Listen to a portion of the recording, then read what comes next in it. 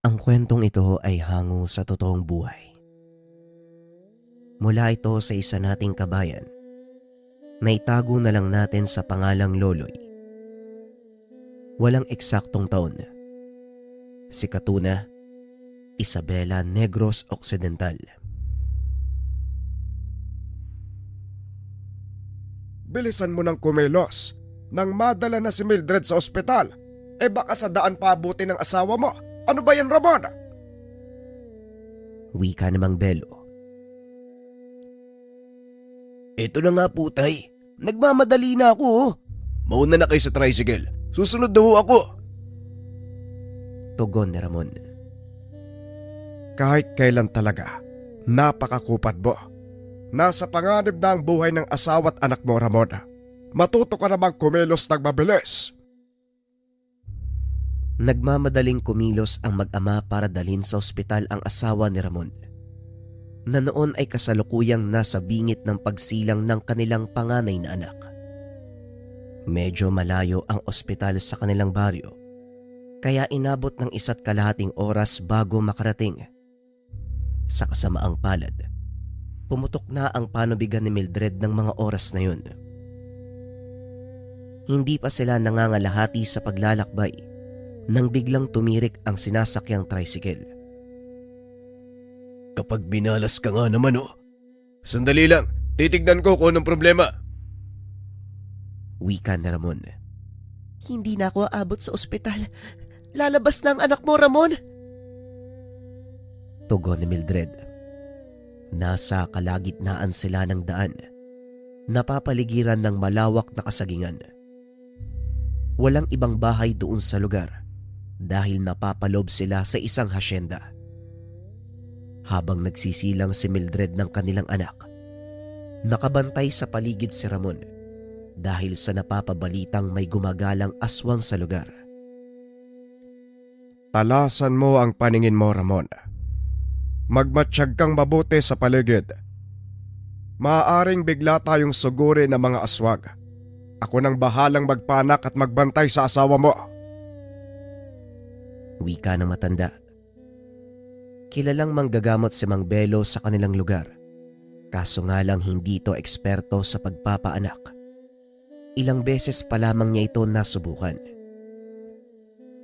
Ilang sandali pa umalingaw-ngaw ang iyak ng sanggol.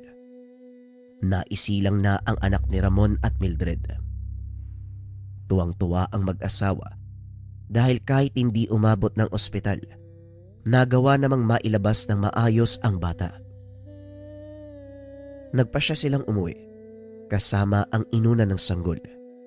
Ngunit nang ililibing na sana ito ni Mang Belo, napansin niyang dalawa ang pinagputulan ng pusod. Sinigurado niya ito. Alam ng matanda kung ano ang kanyang tinitignan. Hindi maaaring magkamali si Mang Belo. Dalawa nga ang pinagputulan ng pusod sa iisang inunan.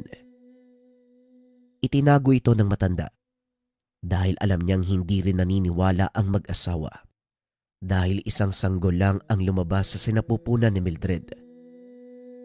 Namuhay naman ng normal ang sanggol, ngunit nang sumapit ito sa edad na 5 taong gulang, saka pa lamang nila napansin na may kakaiba sa paslit. Mag-isa itong naglalaro. Kadalasan nauhuli ni Mang Belo na may kausap. Siya ang madalas nakasama ng apo dahil abala sa trabaho ang mga magulang. Maagang umaalis ang mga ito at gabi na kung umuwi. Kumusta naman ang araw niyo mag-asawa? Balita ko, malaki daw ang ani ngayong taon na. Tanong ni Mang Belo. O tay, doble kaysa nung nakaraan. Nagsabay-sabay yung halos lahat ng tinanim naming mga puno eh. Kaya paniguradong maraming puno yung papalitan namin sa mga susunod na araw. Kumusta nga pala si Loloy? Hindi naman ba nagiging pasaway sa inyo? Tanong ni Ramon. Hindi naman. Ang totoo nga ay napakabait ng anak nyo. Teka, o nga no, ay nasan nga ba yung batang yon? Wika ni Mang Belo. Nakita nitong naglalaro sa bakuran ang paslit. Kagad niya itong tinawag Mabilis namang sumagot si Loloy. Tumakbo papasok ng tahanan. Magandang gabi po, Lolo. Tatay, mano po? Wika ni Loloy. Ay maglinis ka nga ng katawan mo at maghahaponan na tayo. Hugasan mong mabuti yung kamay mo ha. Wika ni Mang Belo. Tuwang-tuwa si Ramon sa tuwing pagmamasdan niya ang anak na tumatakbo sa loob ng kanilang tahanan. Natatanggal ang pagod ng ama sa tuwing masisilayan niya ang ngiti ng bata. Ngunit isang pangyayari ang lubusang nagpabago ng lahat. Isang madaling araw, nagising si Mang Belo dahil inaapoy ng lagnatang bata. Dali-dali nitong ginising ang mag-asawa. Mukhang kailangan nating dalhin sa ospital ang anak niyo. Inaapoy ng lagnat si Loloy. Wika ni Mang Belo. Naku tay, lagnat laki lang yan. May mga gamot namang binili si Mildred eh. Papainumin ko na lang. Tugon ni Ramon. At gaya nga ng sinabi nito, ilang minuto matapos painumin ng gamot, humupa ang lagnat ng paslit.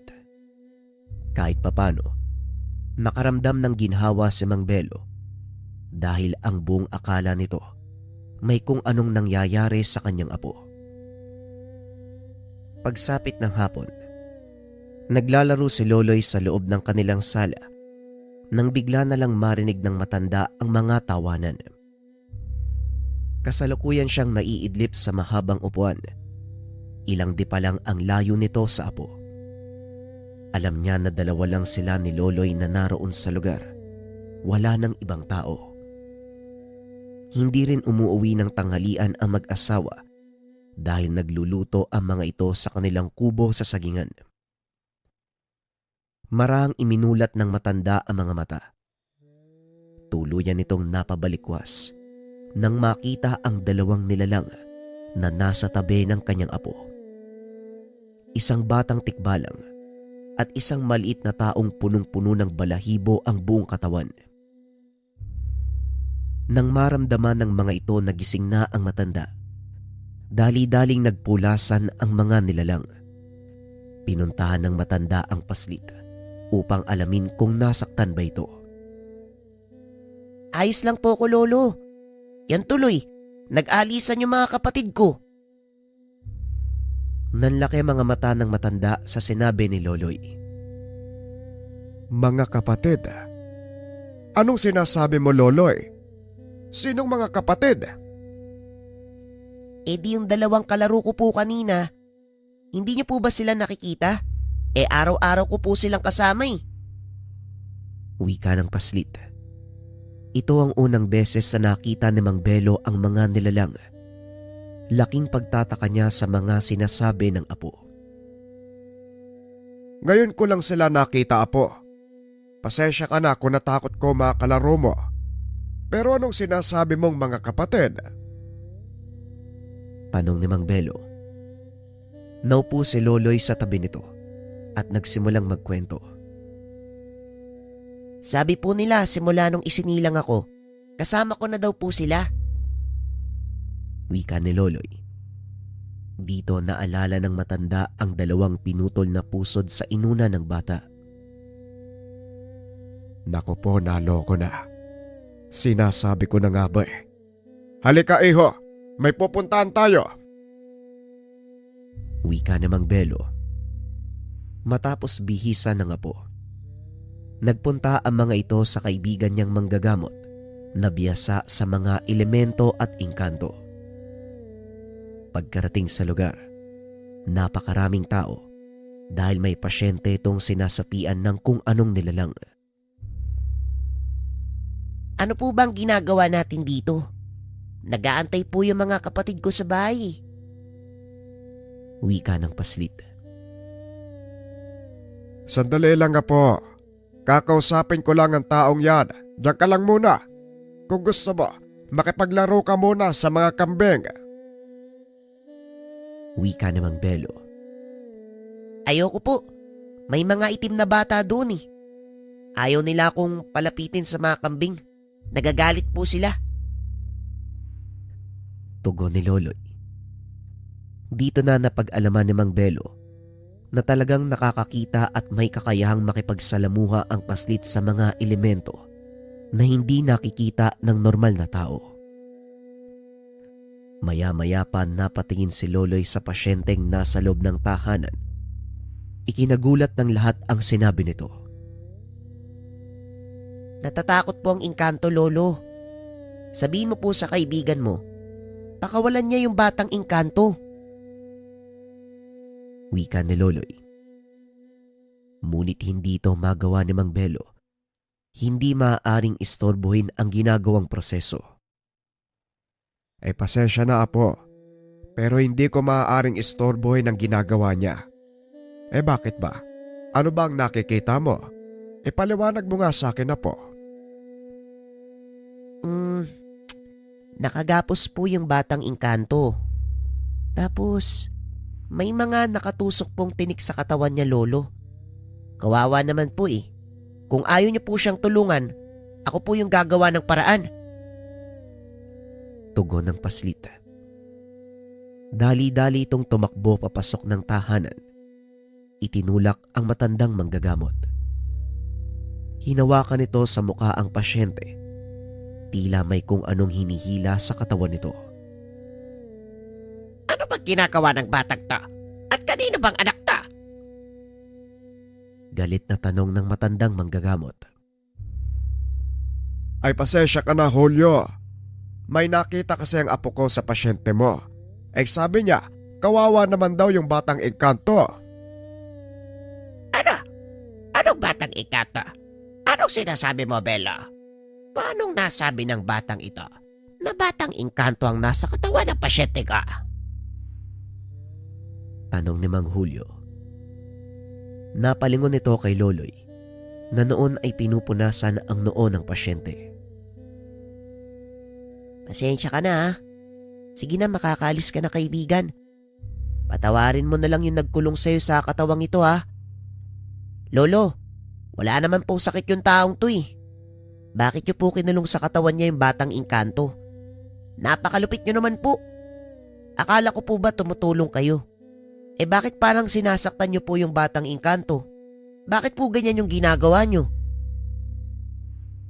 Wika ni Loloy. Dali-dali namang inawat ni Mang Belo ang apo. Ay naku, ito talagang batang to, walang preno yung bunganga eh. Ay pasensya ka na Julio ha. Hindi na mauulit. O sige, aalis na lang kami. Wika ni Mang Belo habang tinatakpan ang bibig ng paslit. Hindi. Sandali lang, Belo. Maupo ka at may pag-uusapan tayo. Tungkol dyan sa batang kasama mo. May nararamdaman akong kung ano sa kanya. Espesyal ang batang yan.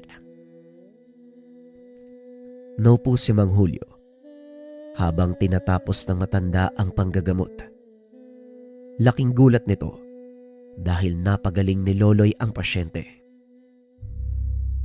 Matapos mag-alisan ng mga tao, kinausap ni Mang Julio ang dalawa. Sabihin mo sa akin, bata, paano mong nalaman na batang engkanto ang nakakulong sa katawan ng pasyente ko? Tanong ni Mang Julio. Nakikita ko po, Manong. Narinig ko po na umiiyak siya. Natatakot po siya. Wika ni Loloy. Aminin ko sa inyo ang totoo. Hindi ko talaga nakita ang sinasabi niyang engkanto, Belo. Mabuti na lang at dumating kayo. Kung hindi, baka nakapatay ako ng engkanto nang walang kamuwang-muwang. Pero ang ipinagtataka ko, paanong nakalas ng batang ito ang ginawa kong pangkulong? Tanong ni Mang Julio. Yan nga din ang gusto kong isangguni sa'yo Julio. Gusto kong tignan mo ang aking apo. Dahil sinasabi niya, may mga kapatid siyang hindi nakikita ng normal na mata ng tao. Wika ni Mang Belo. Hinawakan ng matanda ang pulso ng paslit. Kaso nga lang hindi pa man nagtatagal. Binitawan niya ito. Sabihin mo sa akin, Belo, ilan ang pusod na pinutol sa inuna ng batang ito? Tanong ni Mang Julio. 2 Hulyo. 2 pusod ang pinutol ko mula sa inuna ng batang ito nung isinilang siya. Posibleng totoo ang sinasabi ng apo mo. Maaari ngang may kapatid siyang hindi natin nakikita. Ito din siguro ang dahilan kung bakit nagawa niyang kalasin ng panggapos na ginawa ko. Wika ni Mang Julio. Sa kalagitnaan ng pag-uusap ng dalawang matanda, hindi nila namalayang nakatulog na si Loloy, kaya naman nagpa siyang umuwi si Mang Belo. Maraming salamat sa oras mo, Julio. Tutuloy na kami ha. Tulog na itong apo ko eh. Pagpapaalam ni Mang Belo. Walang anuman, Belo. Kung sakaling makakaengkwentro kayo ng problema, huwag kang mag-atubiling pumunta sa akin. Kailangang gabayan ng apo mo. Kung hindi, baka maling landasang tahakin niya. Wika ni Mang Julio. Huwag kang mag-alala, Julio. Kung meron man akong taong pagkakatiwalaan tungkol sa bagay na ito, ikaw yon. O sige na, mauna na kami. Wika ni Mang Belo. Pagdating sa tahanan ng matanda, naroon na ang mga magulang ni Loloy. Nag-usisa ang mga ito dahil gabi nang dumating ang dalawa. Saan ba kayo nanggaling, Tay? Gabi-gabi na nasa labas pa kayo ni Loloy. Tanong ni Ramon. Sa kabilang bahay lang kami nanggaling. Nakipaglaro sa anak ni Belen itong anak nyo eh. Kaya hayo, nawili. Huwag kayong mag-alala, nakapaghapunan na kami. Kayo ba? Kumain na ba kayo? Tanong ni Mang Belo. Opo, Tay. Kumain na kami sa kubo bago umuwi. Kumusta naman si Loloy? Ay, si Loloy ba? Ganun pa rin. Wala namang nagbago sa anak mo. Nga pala, Tay. Pupunta si Don Rafael kasama ang anak niya bukas sa taniman. Gusto daw kayong makita eh. Wika ni Ramon. Nakahinga ng maluwag ang matanda dahil ang buong akala nito mag-uusisa ang anak kung saan sila nanggaling ng apo. Ganun ba? Himalang napabisita siya. Madalang nang magpunta si Rafael sa taniman. Hindi gaya ng mga bata pa kayo. Halos araw-araw nandito siya sa bahay eh. Wika ni Mang Belo. Kasi, Tay, maraming taon na yung lumipas eh. Abala na yun sa mga inaasikaso niyang negosyo. Ikaw ba namang maiwang mag-isa sa napakaraming ari-arian ng tatay mo eh? Malamang hindi ka talaga magkakandaw gaga. Wika ni Ramon. Abay, oo nga naman, kawawang bata. Biglang nawala ng kalayaan eh. Ay bueno, magpapahinga na ako ha. Mukhang maaga pa ang alis namin ni Loloy bukas. Tugon ni Mang Belo. Kinabukasan maaga nitong ginising ang apo. Pinakain niya ng agahan.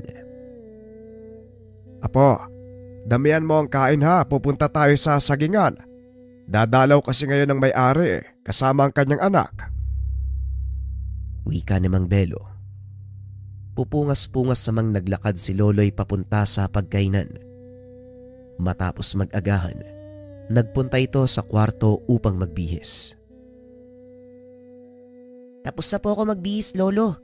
Sandali lang ha. Kakausapin ko lang ho yung mga kapatid ko. Wika ni Loloy. Nagpunta ito sa likod ng bahay at naupo sa ugat ng malaking puno. Tila may kinakausap ito. Maya-maya ay tumawa ng malakas. Sabay takbo pabalik sa loob ng tahanan. O ano? Nakausap mo na ba sila? Ayos lang ba sa kanilang maiwan sila dito? Tanong ni Mang Belo. Hindi na ito nanibago. Lalo pat siya mismo nakita ang dalawang nilalang nakausap ng paslit. Oo naman po, Lolo. Ang sabi pa nga ni Gilas, sila na magbabantay ng bahay habang wala tayo. Wika ni Loloy. O siya, tara na. Nakahanda na ang karosang sasakyan mo. Wika ng matanda.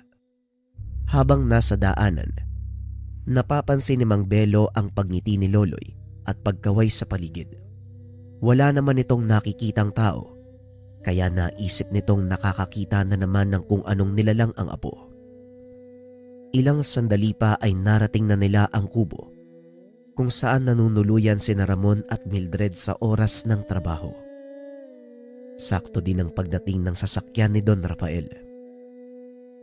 Dali-daling bumaba ng karosa si Loloy. Tumakbo papunta sa sagingan. Hindi na ito pinigilan ng matanda dahil alam niya kung ano ang hahanapin ng apo. Bumaba naman ng sasakyan si Don Rafael kasama ang kanyang anak na babaeng si Cassandra. Halos kasing edad lang ito ni Ramon. Sa katunayan, magkababata ang dalawa. Talagang hindi nagkamali si Papa na iiwan sa inyo ang pangalaga ng sagingan, Ramon. Mang Belo, kumusta naman ho kayo dito? Wika ni Don Rafael. Ayos lang naman ho, Don Rafael. Kayo po, kumusta po ang buhay doon? Tugon ni Ramon habang niyayakap ang matalik na kaibigan. Huwag mo nga akong tinatawag-tawag ng ganyan. Parang hindi ako sanay pag ikaw ang naririnig kong tumatawag sa akin ng Don. Kayo din, Mang Belo. Para namang hindi ako lumaki sa ilalim ng iyong bubong. Rafael na lang ho ang itawag niyo sa akin gaya ng dati. Wika ni Don Rafael. Nga pala, anong masamang hangin yung nagdala sa'yo dito sa sagingan? Nakakagulat ah. Bigla kang pumunta dito. Tanong ni Ramon. Gusto ko lang tignan ang kalagayan nyo at makita ang malaking pagbabago na sinasabi sa akin ng iba nating tauhan. Hindi nga sila nagsisinungaling. Salamat sa inyong dalawa ah. Tugon ni Don Rafael. Ipinakilala nito ang kanyang nag-iisang anak. Aba, malaki na pala si Cassandra, no? Hindi ba halos kasing edad niya lang si Loloy? Teka, nasa na ba yung batag yun? Ito talagang si Loloy. Wika ni Mang Belo habang iniikot ang tingin sa paligid. Nandyan lang yan tay sa tambakan ng patay na puno ng saging. Mamaya lang babalik na yan. Tugon ni Ramon. Maya-maya nga ay nagpakita ang paslit. Meron siyang dalang binilog na dahon ng saging. Aba, tignan mo nga naman. Napakaraming kabute. Saan mo nakuha ang mga yan na po? Tanong ni Mang Belo. Ibinigay po sa akin ng kaibigan ko. Para daw po sa inyo, Don Rafael. Tugon ni Loloy. Nagtaka si Ramon dahil ang alam niya. Walang gawain sa araw na yon, kaya walang tao sa taniman maliban sa kanilang mag-asawa. Sandali lang. Sinong kaibigan? Wala namang trabaho ngayon ah. Tanong ni Ramon. Hindi naman po tao ang... Hindi na naituloy ng paslit ang sasabihin. Kagad tinakpan ni Mang Belo ang kanyang bibig. Baka siguro, baka may ibang taong nangunguha ng kabute. Wika ni Mang Belo. Baka nga po. Bueno, maghahanda na ako ng pananghalian natin. Loloy, amin na nga yung mga nakuha mong kabute. Iluluto natin para kay Don Rafael. Tugon ni Ramon. Naiwan sa bakuran si Don Rafael, Mang Belo at ang dalawang paslit.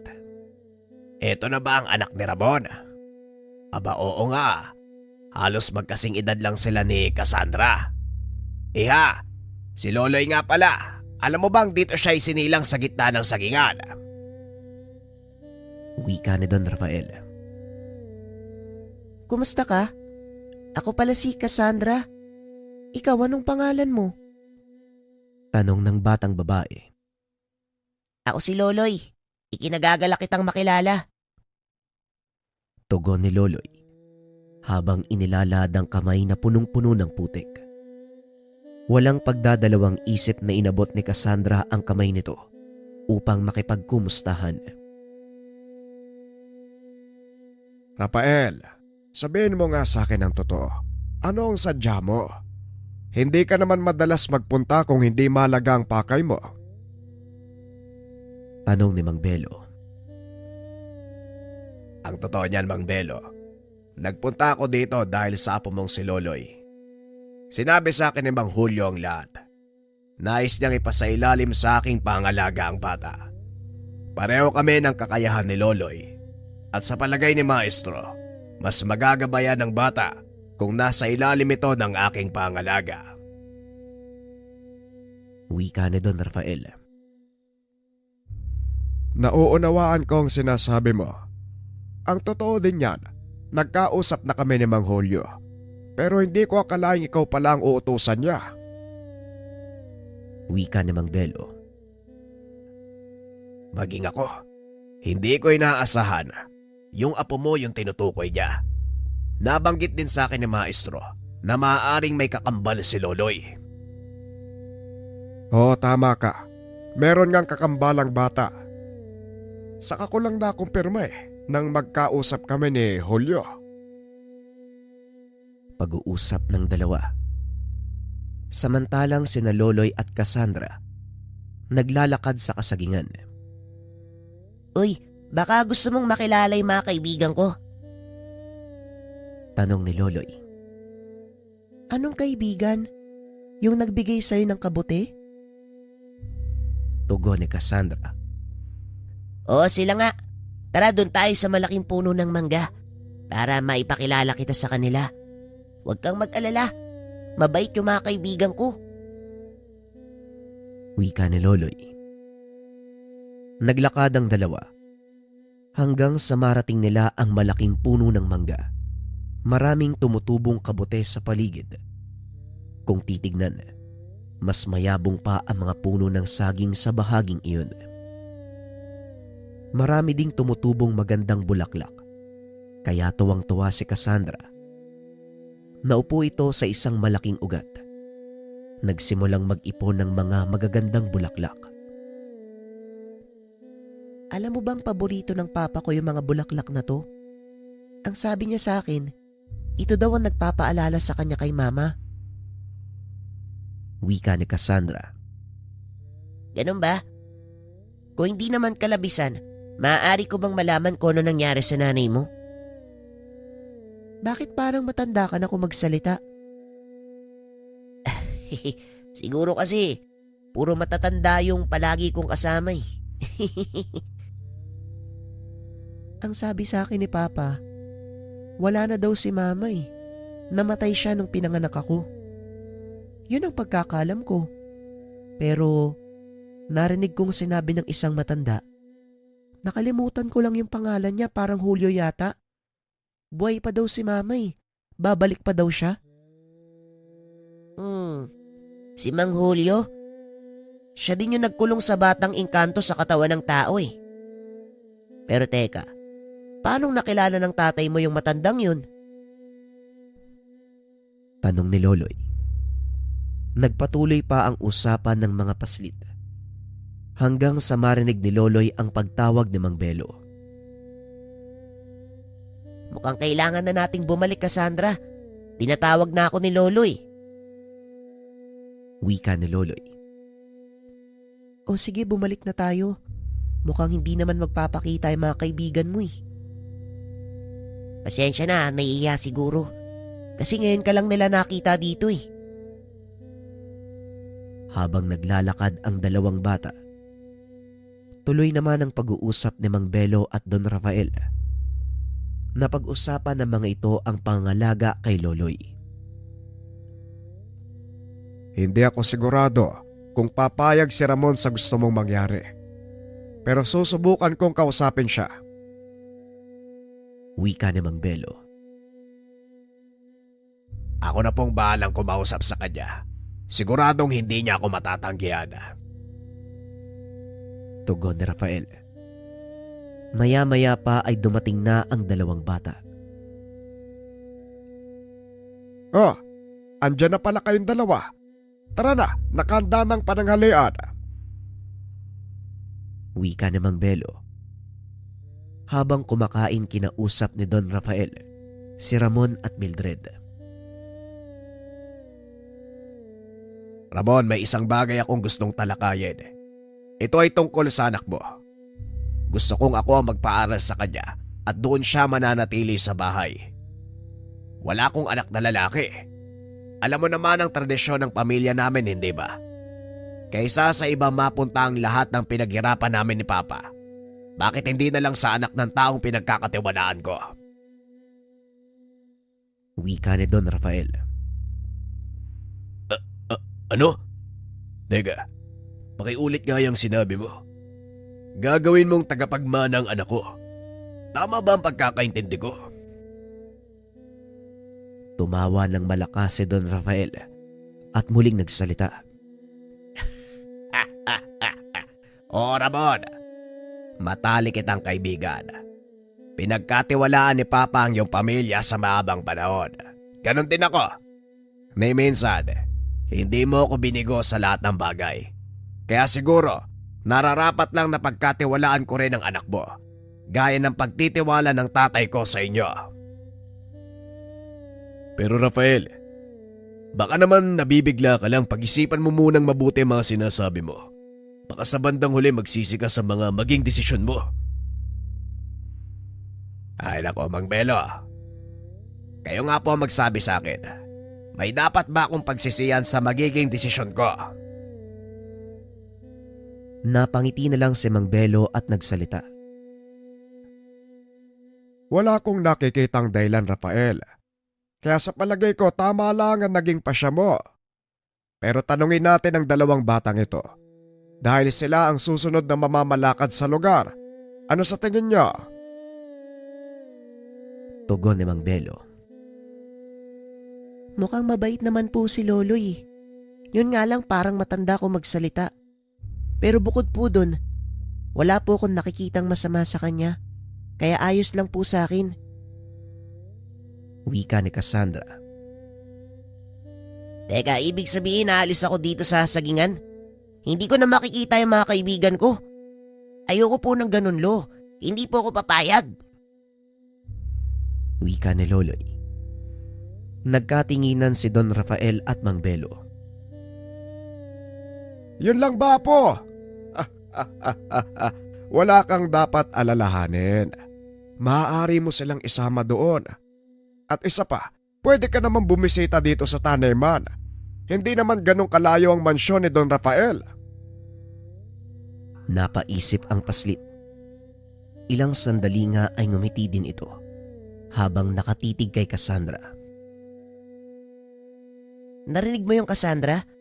Ibig sabihin pwede mo silang makita. Pwede mo silang makausap. Sige po, payag na po ako. Nakahinga ng maluwag si Mang Belo dahil ang buong akala nito mahihirapan siyang kumbinsihin ng apo.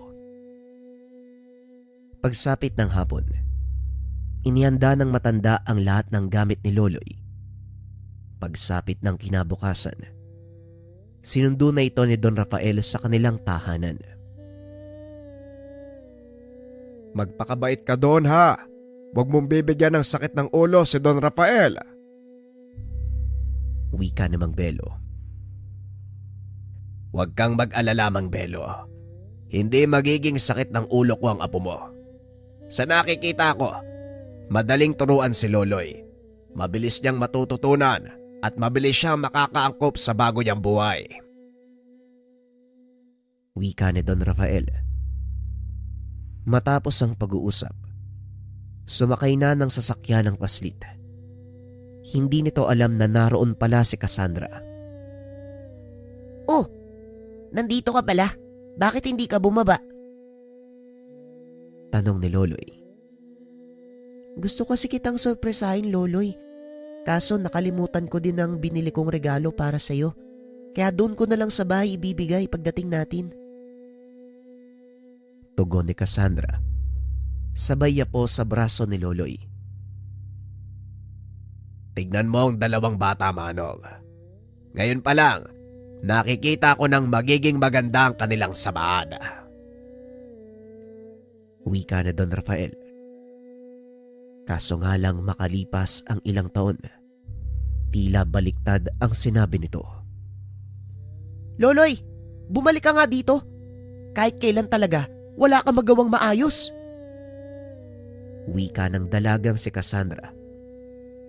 Paglabas si Don Rafael sa kanyang silid-aklatan, nakita niyang naghahabulan sa hagdan ng nooy binata at dalagang sina Loloy at Cassandra. Habulin mo ako, kung kaya mo. Papang Rafael, may sulat po si Cassandra galing sa isang manliligaw. Wika ni Loloy.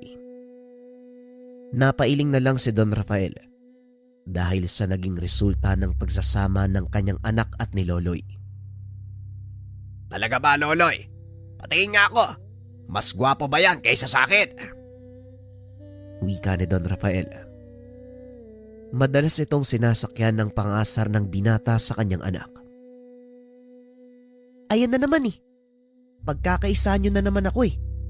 Bakit kasi ang hilig mong pumasok sa kwarto ko, Loloy? Wika ni Cassandra.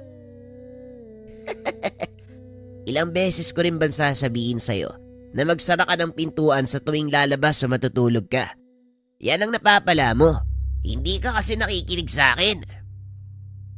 Tugon ni Loloy. Sige na, tama na yan, Loloy. At ikaw naman, anak, dalaga ka na. Hindi na kayo bata. Dapat palagi mong isinasara ang pintuan mo lalo na't pag natutulog ka. Wika ni Don Rafael. Hindi nga po ako sanay na nakasara yung pintuan ko. Pakiramdam ko mag-isa ako eh. Alam mo naman po yun eh. Tugon ni Cassandra. Bigla namang naalala ni Loloy ang lahat ng kwento ni Cassandra simula nang mamatay ang kanyang ina. Eto na. Eto na yung sulat ng manliligaw mo. Pasensya ka na ha. Halika nga dito. Wika ni Loloy sabay yakap sa dalaga. Parang magkapatid na ang turingan ng mga ito. Ngunit alam ni Don Rafael na balang araw, mas malalim na relasyon ang mamumuo sa kanilang dalawa. Sige na. Mahuli na kayo sa klase. Ay teka, o nga pala no, wala pala kayong pasok ngayon. Po, sino pong may sabi? Tanong ni Loloy. Araw ng Lunes ng mga sandaling iyon, kaya alam niya na merong pasok. Ako, nakalimutan mo ba kung sinong may-ari ng paaralang pinapasukan mo? Maganda kayo. Pupunta tayo ng Sagingan. Dadalawin natin si Mang Belo at ang mga magulang mo. Nagkatinginan ang dalawang kabataan. Kanya-kanyang pasok ng silid upang magbihis. Minsan lang mag-aya si Don Rafael ng ganito, kaya naman sinunggaban nila ang pagkakataon. Habang nasa kwarto, kinausap ng kanyang kakambal si Loloy.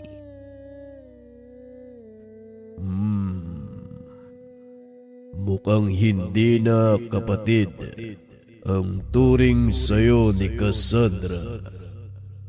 Wika ni Gilas. Ang kakambal niyang tikbalang. Paano mo naman nasabi? Hindi nagbago ang pagtingin ni Cassandra sa akin. Baka nagkakamali ka lang ng basa sa kanya, Gilas. Tugon ni Loloy. Hindi ako maaaring magkamali sa aking pangdama. Kahit ang tibok ng puso ng dalagang kinikilala mong kapatid, iba. Lalo na nung yakapin mo siya kanina. Muling wika ni Gilas. Hindi ko alam kung anong ibig mong sabihin, Gilas. Basta ako mahal ko si Cassandra bilang kapatid. Siguro kung mas malalim pa dun, hayaan natin ng Diyos, pati na rin ang tadhana ang magpasya. Wika ni Loloy. Hindi ka ba nagtataka kung bakit inaayawan niya ang lahat ng mga nanliligaw sa kanya? Alam ko yun. Dahil hindi niya nakikita ang katangian ni Don Rafael sa kanila. Madalas sabihin sa akin ni Cassandra ang tungkol doon. Tugon ni Loloy. Mali ka. Hindi si Don Rafael ang pinagbabatayan niya. Kung hindi ikaw, hinahanap niya ang katangian mo sa ibang tao. Kaya ikaw ang tatanungin ko. Ayos lang ba sa'yo na gano'n ang gawin niya? Gayong andiyan ka naman. Wika ni Gilas. Ay nako, kung makakahanap siya ng kagaya ko, edi mas mabuti. Basta isa lang ang sasabihin ko sa taong yun. Wag na wag niyang papaiyakin si Cassandra dahil matitikman niya ang bangis ng mga kamao ko. Napapailing na lang si Gilas sa mga sinasabi ni Loloy. Hindi nito lubos maunawaan ang ugali ng binata. Bahala ka sa buhay mo. Total, may isip ka na. Sana lang, wag mong pagsisiyan ang lahat balang araw. Muling wika ng tikbalang. Matapos ay naglaho na din ito. Lumabas ng silid si Loloy. Saktong naroon si Cassandra. Nakatalikod ito sa pintuan kaya hindi siya napansin ng dalaga. Napatitig si Loloy sa likod nito. Hindi lubos maisip ng binatang ang Cassandrang nasa harapan niya ay ang dating batang kalaro. Noong mga panahong wala pa silang muwang. Naglakad ang binata papalapit sa kinaroroonan ni Cassandra. Bigla itong ginulat. Napasigaw naman ang dalaga. Hinabol palabas ng bahay si Loloy. Nakakainis ka talaga, Loloy. Pag ikaw naabutan ko, kakalbuhin talaga kita. Wika ni Cassandra. Tuwang-tuwa naman si Don Rafael habang tinitignan sila sa kotse. Loloy, dito ka maupo sa tabi ko. May pag-uusapan tayong dalawa. Kaagad namang lumipat ang binata sa harapan ng kotse. Hindi nagaanong rinig ang pinag-uusapan nila mula sa likuran dahil inilakas ni Cassandra ang tugtog. Bakit po, Papang Rafael? Ano po ba ang gusto niyong sabihin sa akin? Tanong ni Loloy. Alam mo naman siguro ang dahilan kung bakit kita kinupkop, hindi ba? Yon ay pamahalaan balang araw ang asyenda. Oho, malinaw naman po sa akin ang lahat. At magiging ganap lang yon kung magiging kamag-anak kita. Wala na akong naisip na paraan para mangyari yon kung hindi pakasal kayo ni Cassandra. Biglang naubo si Loloy sa sinabi ng Don. Ay, po? Seryoso po kayo? Papang Rafael, parang kapatid na ang tingin ko kay Cassandra. Hindi naman po yata tamang... Ito lang ang tangi kong kailingan sa'yo, Loloy. Alam kong magiging ligtas sa mga ari-arian ko sa kamay mo. Gayon din ang anak ko. Sa mahabang panahon ng pananatili mo sa akin, hindi lang kakayahan mo ang nilinang ko, kung hindi ang pagkatao mo. Kaya alam kong mapagkakatiwalaan kita. Hindi ko pa masasabi sa ngayon kung papayag ako sa gusto niyong mangyari. Biglaan po kasi yung desisyon niyo, Papang Rafael. Pwede bang pag-isipan ko muna? Tapos titimbangin ko yung sitwasyon. Huwag kang mag-alala. Hindi pa naman mangyayari yon sa ngayon. Mahabang panahon pa ang kailangan mong gugulin. Gamitin mo ito para mag-isip, Loloy. Napatingin ang binata kay Cassandra na noon ay nakatitig lang sa bintana. Ilang minuto pa ang nakalipas. Narating na nila ang sagingan. Nakita ni Loloy sina Ramon at Mildred na nag-aantay. Pagbaba ng sasakyan, mas nauna pang yumakap si Cassandra sa mga magulang ng binata. Ba't talaga nga naman Parang ikaw pa yung anak ka. Nay, kumusta ho kayo? Wika ni Loloy. Eto, maayos naman anak. Ikaw, mukhang hindi ko na kailangan magtanong Tatay talaga Teka, nasan po pala si Lolo? Nandun sa kabilang ibayo. Mukhang may kinuha sandali. Susunduin ko na lang po siya. Cassandra, sama ka? O sige tara, mag-ikot-ikot muna tayo. Tugon ng dalaga. Habang naglalakad ang mga ito sa sagingan, napansin ni Loloy na halos wala nang nagpapakitang mga elemento, lalo na ang mga kaibigan niyang duwending saging. Teka, nakakapagtaka naman. Parang nawala yung mga kaibigan ko At saka hindi ko na din nararamdaman yung iba pang elementong nakatira dito. Ano kaya nangyayari? Oo nga no, halos wala na rin yung mga bulaklak na tumutubo sa puno ng mangga. Siguradong may nangyari nga dito. Malakas ang kutob ko. May ibang puwersang pumasok sa lugar. Hindi ko natatanda ang nandyan ang batong yan Loy, ikaw ba? Naalala mo yan? Hindi ba to yan, Cassandra? Maglakad ka ng dahan-dahan. Dahil sa oras na maramdaman tayo ng nilalang na yan, paniguradong magkakagulo. Migas! Nandito ka ba? Wika ni Loloy, habang tinatawag ang kaibigan niyang duwende. Ang pangalan nito ay Migas. Nandito ako. Mabuti naman at nakabalik ka na. Maraming nangyari nung umalis ka. Wika ni Migas, ang duwending saging. Paanong napunta ang kapreng yan dito? Hindi ba bawal silang pumasok sa lugar na ito? May limitasyon ng bawat teritoryo. Anong ginagawa niya? Yan din ang gusto kong sabihin sa'yo, Loloy. Nagsimulang magsipaglikas sa mga kapre at ang iba pang mga nilalang nang dumating sa kabilang baryo ang taong nagngangalang Matyas. Tugon ni Migas. Kung ganon hindi pala nating kalaban ng kapreng to. Hayaan mo na siya, Loloy. Halika na, umalis na tayo dito. Wika ni Cassandra. Tama ka, Cassandra. Hindi nga kaaway ang kapreng yan. Migas, sabihan mo ang iba pang mga duwende na tulungan ng kapreng ito. Pakainin kung kinakailangan. Kakausapin ko si Gilas kung may magagawa ba mga tikbalang tungkol sa bagay na ito. Wika ni Loloy.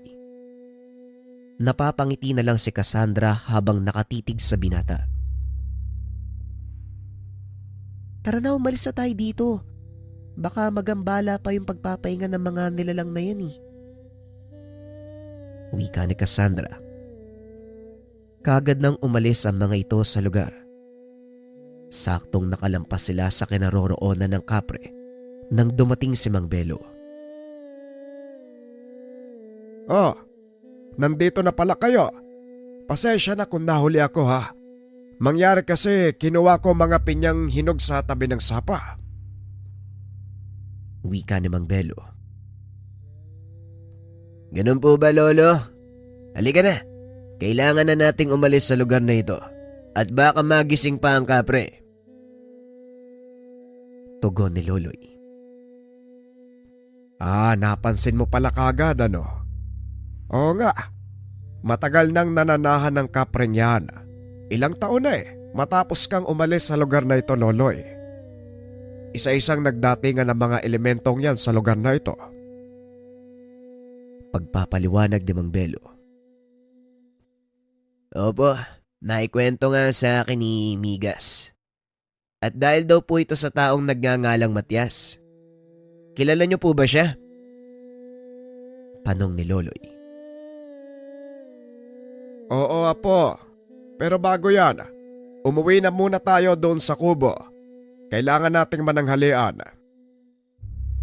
Wika ni Mang Belo.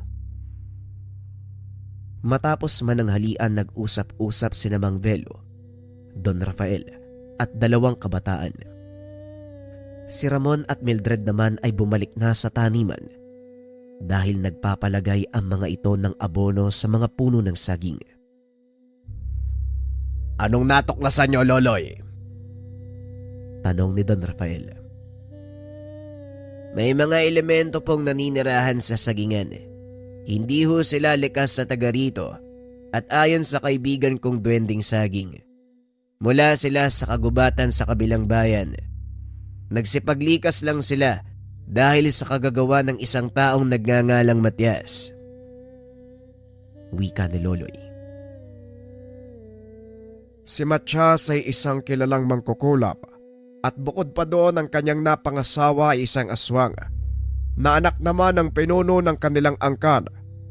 Sa makatuwid, naging makapangyarihan ng taong yon dahil sa impluwensya ng kanyang asawa. Pagpapaliwanag ni Mang Belo. Pero ano naman ang kinalaman ng taong yon sa paglikas ng mga elementong ito? Tanong ni Loloy. Maaaring dahil na din sa takot nilang makasalamuha ang mga aswang, lalo pat meron ding usapin ng mga mangkukulab. Medyo mabigat na kalaban ng dalawang pinagsamang angkan, iho. Pagpapaliwanag ni Mang Belo. Hindi ko pa nasusubukang makipaglaban sa mga ganyang uri ng nilalang at sana naman wag nang mangyari. Pero kung hindi may iwasan at maapektuhan ng kapayapaan at balanse ng paligid, hindi po ako magdadalawang isip na sagupain sila. Wika ni Loloy. Totoo ang sinasabi ng Lolo Belo mo, iho. Mas mabuting ang wag mo nang pangaraping makasagupa ni isamat sa kanila. Dahil siguradong wala tayong magagawa, lalo pat hindi pa ganong kalakas ang kakayahan mo. Ni hindi ka pa nga tumutungtong sa tamang edad. Muling wika ni Don Rafael.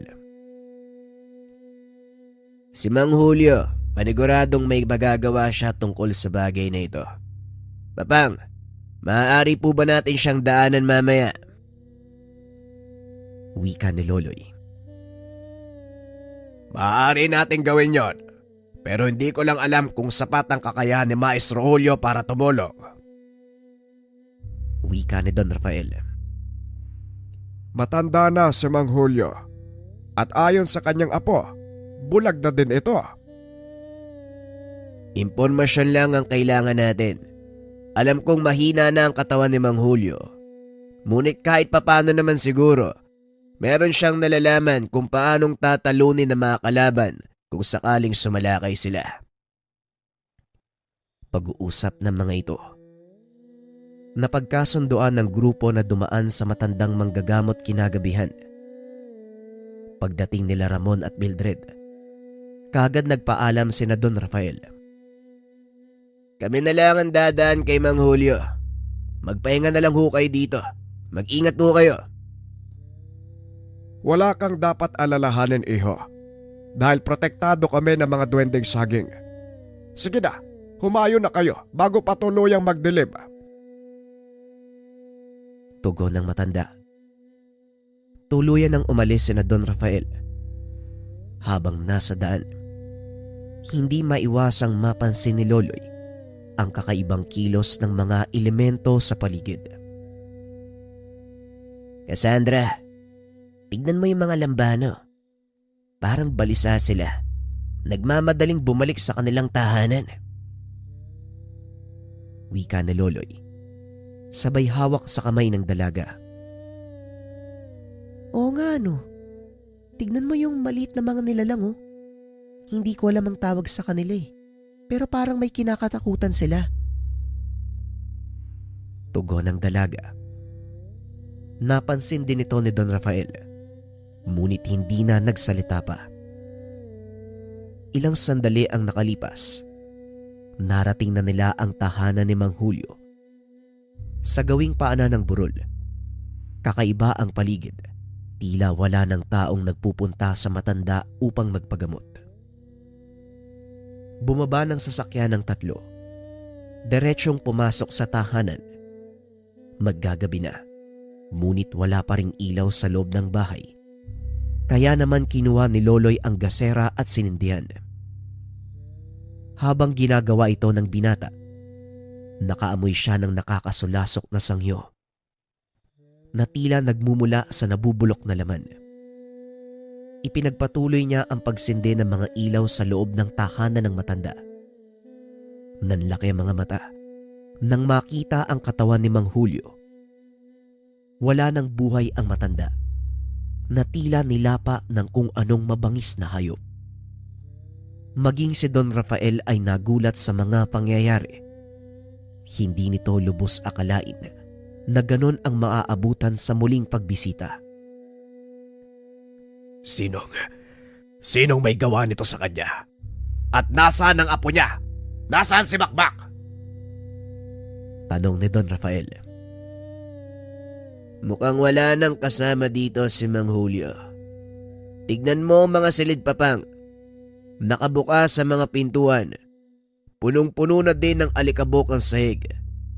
Hula ko, ilang araw na nakakalipas matapos maganap ang pagpaslang sa kawawang matanda.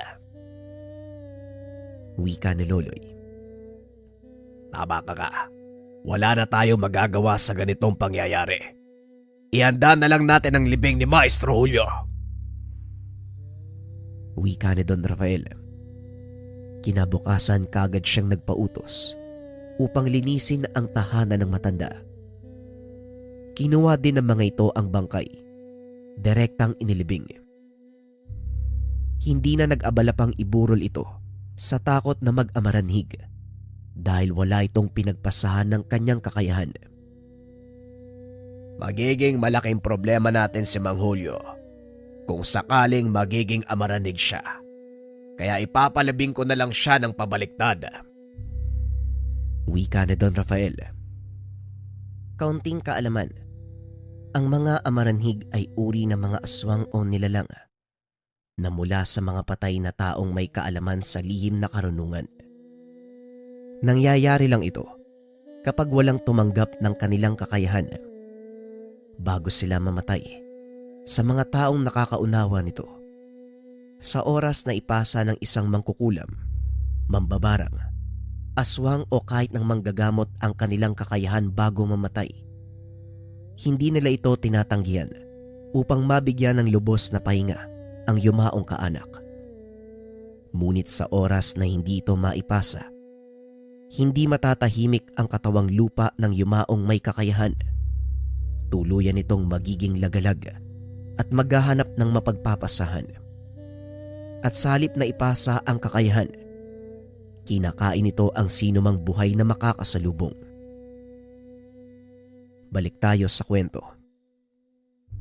Matapos ang libing, nag-usal ng mga dasal pangkulong si Don Rafael. Nagulat si Loloy dahil sa tinatagong kaalaman ng papang. Papang, hindi ko alam na meron kang kaalaman sa ganyang orasyon . Wika ni Loloy. Sinabi ko na sa'yo, naging mag-aaral ako ni Mang Julio. At kahit papano, may natutunan naman ako sa mga itinuro niya. Halika na, umalis na tayo dito. Tugon ni Don Rafael.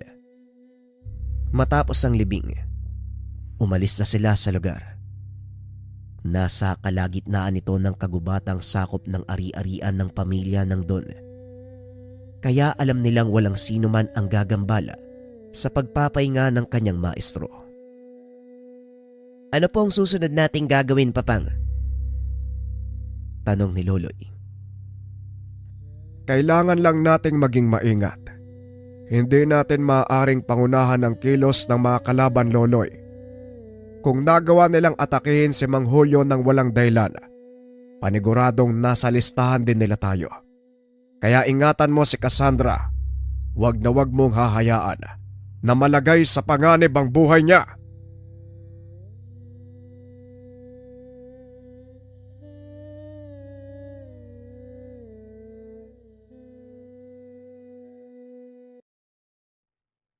Ang kwentong ito ay hango sa totoong buhay. Mula ito sa isa nating kabayan na itago na lang natin sa pangalang Loloy. Walang eksaktong taon. Si Katuna, Isabela Negros Occidental.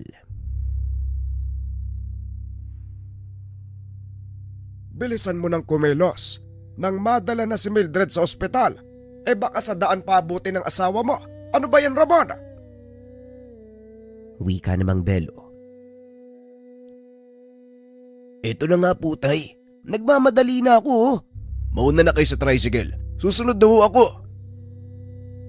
Tugon ni Ramon.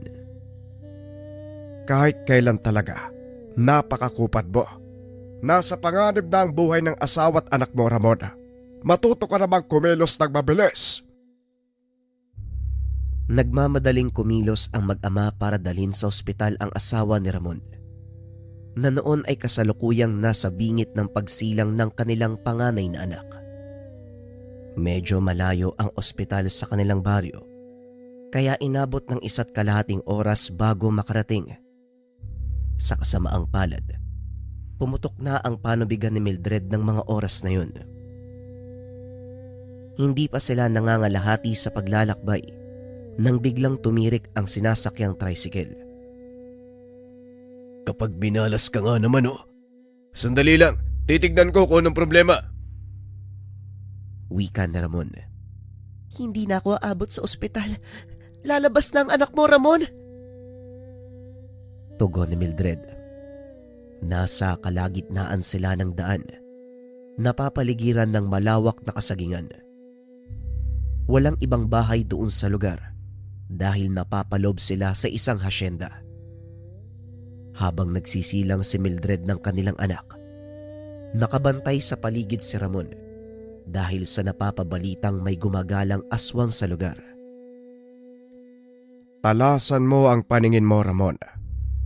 Magmatsyag kang mabuti sa paligid. Maaaring bigla tayong suguri ng mga aswag. Ako nang bahalang magpanak at magbantay sa asawa mo. Wika ng matanda. Kilalang manggagamot si Mang Belo sa kanilang lugar. Kaso nga lang hindi ito eksperto sa pagpapaanak. Ilang beses pa lamang niya ito nasubukan. Ilang sandali pa umalingaw-ngaw ang iyak ng sanggol. Naisilang na ang anak ni Ramon at Mildred. Tuwang-tuwa ang mag-asawa dahil kahit hindi umabot ng ospital, nagawa namang mailabas ng maayos ang bata. Nagpasya silang umuwi kasama ang inuna ng sanggol. Ngunit nang ililibing na sana ito ni Mang Belo, napansin niyang dalawa ang pinagputulan ng pusod. Sinigurado niya ito. Alam ng matanda kung ano ang kanyang tinitignan. Hindi maaaring magkamali si Mang Belo. Dalawa nga ang pinagputulan ng pusod sa iisang inunan. Itinago ito ng matanda dahil alam niyang hindi rin naniniwala ang mag-asawa dahil isang sanggol lang ang lumabas sa sinapupunan ni Mildred. Namuhay naman ng normal ang sanggol, ngunit nang sumapit ito sa edad na 5 taong gulang, saka pa lamang nila napansin na may kakaiba sa paslit. Mag-isa itong naglalaro. Kadalasan nauhuli ni Mang Belo na may kausap. Siya ang madalas na kasama ng apo dahil abala sa trabaho ang mga magulang. Maagang umaalis ang mga ito at gabi na kung umuwi. Kumusta naman ang araw niyo mag-asawa? Balita ko, malaki daw ang ani ngayong taon na. Tanong ni Mang Belo. O tay, doble kaysa nung nakaraan. Nagsabay-sabay yung halos lahat ng tinanim naming mga puno eh. Kaya paniguradong maraming puno yung papalitan namin sa mga susunod na araw. Kumusta nga pala si Loloy? Hindi naman ba nagiging pasaway sa inyo? Tanong ni Ramon. Hindi naman. Ang totoo nga ay napakabait ng anak nyo. Teka, o nga no, ay nasan nga ba yung batang yon? Wika ni Mang Belo. Nakita nitong naglalaro sa bakuran ang paslit. Kagad niya itong tinawag. Mabilis namang sumagot si Loloy. Tumakbo papasok ng tahanan. Magandang gabi po, Lolo. Tatay, mano po? Wika ni Loloy. Ay maglinis ka nga ng katawan mo at maghahaponan na tayo. Hugasan mong mabuti yung kamay mo ha. Wika ni Mang Belo. Tuwang-tuwa si Ramon sa tuwing pagmamasdan niya ang anak na tumatakbo sa loob ng kanilang tahanan. Natatanggal ang pagod ng ama sa tuwing masisilayan niya ang ngiti ng bata. Ngunit isang pangyayari ang lubusang nagpabago ng lahat. Isang madaling araw, nagising si Mang Belo dahil inaapoy ng lagnatang bata. Dali-dali nitong ginising ang mag-asawa. Mukhang kailangan nating dalhin sa ospital ang anak nyo. Inaapoy ng lagnat si Loloy. Wika ni Mang Belo. Naku tay, lagnat laki lang yan. May mga gamot namang binili si Mildred eh. Papainumin ko na lang. Tugon ni Ramon. At gaya nga ng sinabi nito, ilang minuto matapos painumin ng gamot, humupa ang lagnat ng paslit. Kahit papano, nakaramdam ng ginhawa si Mang Belo dahil ang buong akala nito may kung anong nangyayari sa kanyang apo. Pagsapit ng hapon, naglalaro si Loloy sa loob ng kanilang sala nang bigla na lang marinig ng matanda ang mga tawanan. Kasalukuyan siyang naiidlip sa mahabang upuan. Ilang di pa lang ang layo nito sa apo. Alam niya na dalawa lang sila ni Loloy na naroon sa lugar. Wala nang ibang tao. Hindi rin umuuwi ng tanghalian ang mag-asawa dahil nagluluto ang mga ito sa kanilang kubo sa sagingan. Marahang iminulat ng matanda ang mga mata. Tuluyan itong napabalikwas nang makita ang dalawang nilalang na nasa tabi ng kanyang apo. Isang batang tikbalang at isang maliit na taong punong-puno ng balahibo ang buong katawan. Nang maramdaman ng mga ito na gising na ang matanda, dali-daling nagpulasan ang mga nilalang. Pinuntahan ng matanda ang paslit upang alamin kung nasaktan ba ito. Ayos lang po ko, Lolo. Yan tuloy, nag-alisan yung mga kapatid ko. Nanlaki mga mata ng matanda sa sinabi ni Loloy. Mga kapatid? Anong sinasabi mo, Loloy? Sinong mga kapatid? Eh di yung dalawang kalaro ko po kanina. Hindi niyo po ba sila nakikita? Eh araw-araw ko po silang kasama eh. Wika ng paslit. Ito ang unang beses na nakita ni Mang Belo ang mga nilalang. Laking pagtataka niya sa mga sinasabi ng apo. Ngayon ko lang sila nakita, apo. Pasensya ka na kung natakot ko mga kalaro mo. Pero anong sinasabi mong mga kapatid? Tanong ni Mang Belo. Naupo si Loloy sa tabi nito at nagsimulang magkwento. Sabi po nila simula nung isinilang ako, kasama ko na daw po sila. Wika ni Loloy. Dito naalala ng matanda ang dalawang pinutol na pusod sa inuna ng bata. Naku po, naloko na. Sinasabi ko na nga ba eh. Halika iho, may pupuntahan tayo. Wika ni Mang Belo. Matapos bihisa ng apo, nagpunta ang mga ito sa kaibigan niyang manggagamot na biyasa sa mga elemento at engkanto.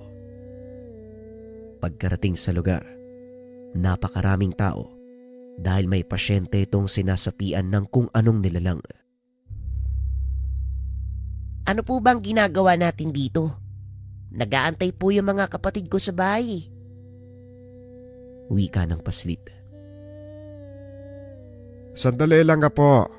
Kakausapin ko lang ang taong yan. Diyan ka lang muna. Kung gusto mo, Makipaglaro ka muna sa mga kambing. Wika ni Mang Belo. Ayoko po. May mga itim na bata doon eh. Ayaw nila akong palapitin sa mga kambing. Nagagalit po sila. Tugon ni Loloy. Dito na napag-alaman ni Mang Belo na talagang nakakakita at may kakayahang makipagsalamuha ang paslit sa mga elemento na hindi nakikita ng normal na tao. Maya-maya pa napatingin si Loloy sa pasyenteng nasa loob ng tahanan. Ikinagulat ng lahat ang sinabi nito. Natatakot po ang engkanto, Lolo. Sabihin mo po sa kaibigan mo, pakawalan niya yung batang engkanto. Wika ni Loloy. Ngunit hindi ito magawa ni Mang Belo. Hindi maaaring istorbohin ang ginagawang proseso. Ay pasensya na apo, pero hindi ko maaaring istorbohin ang ginagawa niya. Bakit ba? Ano ba ang nakikita mo? Ipaliwanag mo nga sa akin apo. Nakagapos po yung batang engkanto. Tapos,